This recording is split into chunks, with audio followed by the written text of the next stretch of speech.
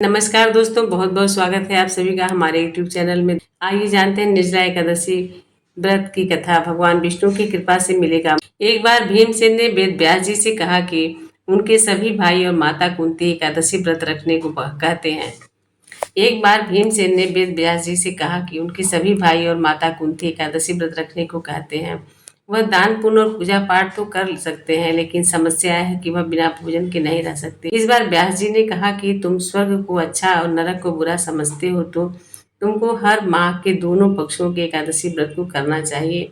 उस दिन अन्न नहीं खाना चाहिए। इस पर भीमसेन ने कहा कि वह पहले ही बता चुके हैं कि उनसे भूख बर्दाश्त नहीं होती। उनके पेट में वृक नामक आग है जो बार बार भोजन करने के बाद ही खत्म होती है। बिना भोजन किए वह नहीं रह सकते।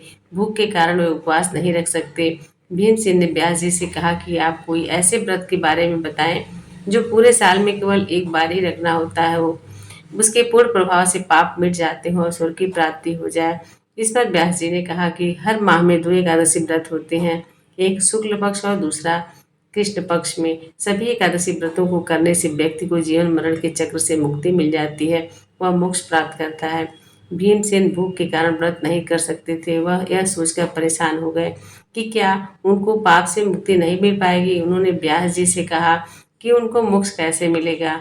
वह सभी एकादशी व्रत तो नहीं कर सकते, लेकिन कोई एक ऐसे व्रत के बारे में बताएं जो वर्ष में एक बार हो और उसके फल से मोक्ष मिल सके। इस पर व्यास जी ने भीमसेन से कहा कि ज्येष्ठ शुक्ल एकादशी तिथि को निर्जला एकादशी व्रत होता है। इनमें अन्न और जल ग्रहण नहीं करते हैं। जल ग्रहण से भी व्रत टूट जाता है। एकादशी के सूर्योदय से द्वादशी के सूर्योदय तक बिना अन्न और जल के उपवास रखते हैं।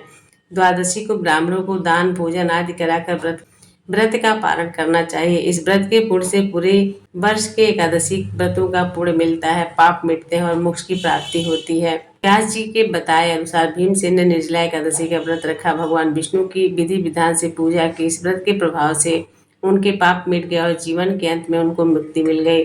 निर्जला एकादशी इस बार 2024 मुहूर्त और पारण आयु भी जान लेते हैं। ज्येष्ठ शुक्ल पक्ष एकादशी तिथि का प्रारंभ 17 जून प्रातः 4:43 से होगा। ज्येष्ठ शुक्ल एकादशी तिथि का समापन 18 जून सुबह 7:28 AM पर होगा।